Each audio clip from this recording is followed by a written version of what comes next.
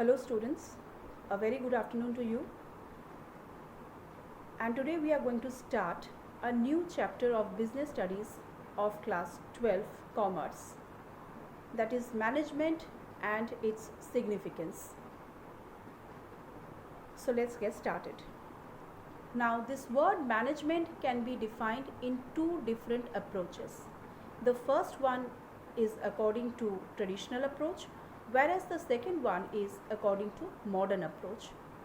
According to traditional approach, management means managing men tactfully to get things done, whereas in case of modern approach, management can be defined as creating the right internal environment of an enterprise where individuals work together for the attainment of goals. Now, this management have different senses of thought.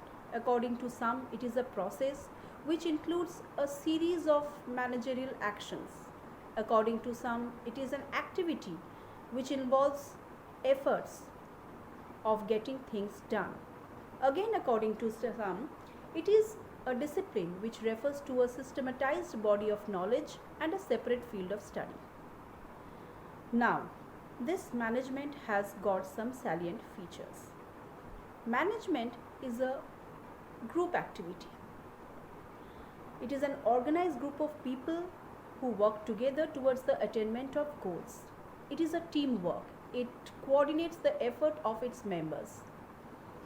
The cycle of management continues to operate as long as the organization exists.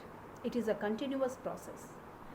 Management is a universal process, as the principle and techniques of management are equally applicable in all types of organizations, say for example business, social, religious, cultural, educational, sports, etc. It integrates the human efforts with non-human resources like machinery, materials, finance, etc. Management is always result oriented. It concentrates on the accomplishment of predetermined goals. Management is also a dynamic function because it can easily cope up with the changing business environment.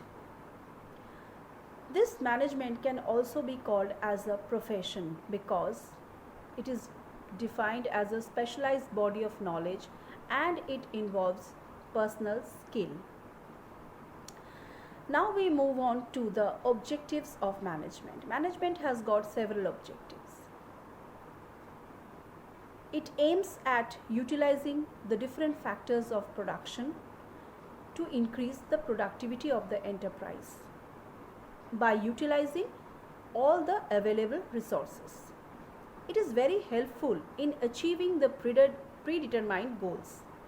It coordinates the activities of different efforts in a united form to attain the goals.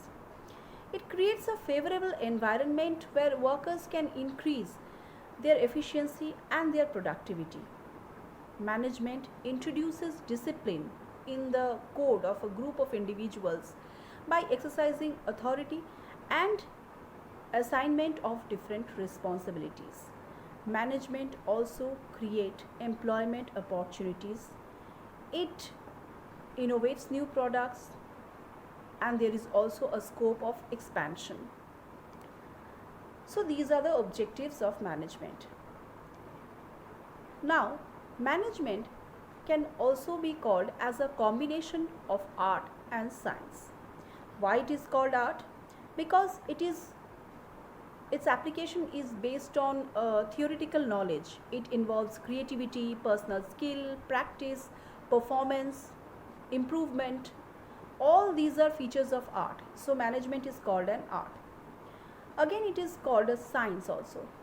Why? Because it is a systematized body of knowledge based on continued observation. It follows some universally valid applications in all situations. So management can be defined as a combination of art as well as science.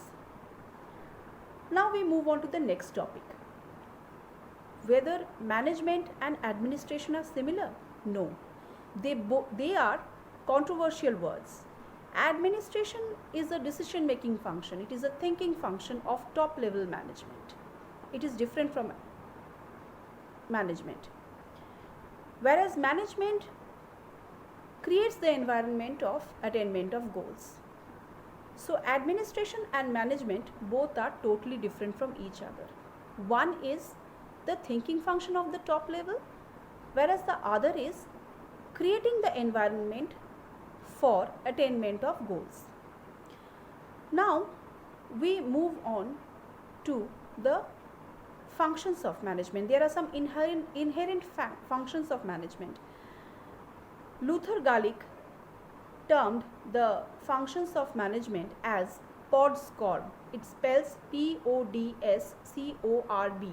P for planning, O for organizing, D for directing, S for staffing, CO for coordinating, R for reporting, and B for budgeting. All these are functions of management as described by Luther Galich. In our next class, we will discuss in detail about these functions of management. Also, we will discuss some important principles of management as described by Henry Fayol. For any further information, please click on the link in the description box, and if you have any query or any problem regarding this session, please leave your comment below. That's all for today. Wait for the next class. Thank you.